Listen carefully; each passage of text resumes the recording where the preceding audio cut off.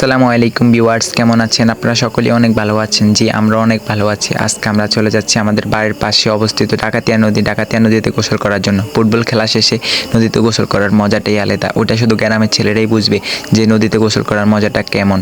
আপনারা হয়তো ডাকাতিয়া নদীর নাম শুনেছেন। আজকে আপনাদেরকে আমরা গিয়ে দেখাবো ডাকাতিয়া নদী। আজকের এই ওয়েদার আপনাদেরকে মুখে বলে বোঝাতে পারবো না, এত সুন্দর ওয়েদার, ঠান্ডা ওয়েদার। আমরা এই ঠান্ডা ওয়েদারে গোসল করার জন্য চলে যাচ্ছি। আর আকাশটাও আজকে খুব ক্লিয়ার, খুব ভালো লাগছে সবাই মিলে একসাথে মিলিত হয়ে। এখন আমরা নদীতে গোসল করছি। আপনারা দেখুন আমরা কী যে বিনোদন, কী যে আনন্দের সহিত আমরা গোসল করতেছি। আজকে খুব ভালো লাগছে যে সবাই মিলে একসাথে গোসল করতে পেরেছি নদীতে। যারা যারা আমাদের এই নদীতে গোসল করতে চান তারা অবশ্যই কমেন্ট বক্সে যোগাযোগ করুন। আর যারা যারা চিনেন তারা তো এই নদীতে গোসল করেছেন বা আসবেন, এই নদীতে গোসল করবেন। ধন্যবাদ, আল্লাহ হাফেজ, সবাই ভালো থাকবেন। আর আমাদের এই ভিডিও দেখার জন্য আপনাকে ধন্যবাদ। আর সবাই একটা লাইক দিয়ে যাবেন, কমেন্ট করে যাবেন যে ভিডিওটা কেমন হয়েছে।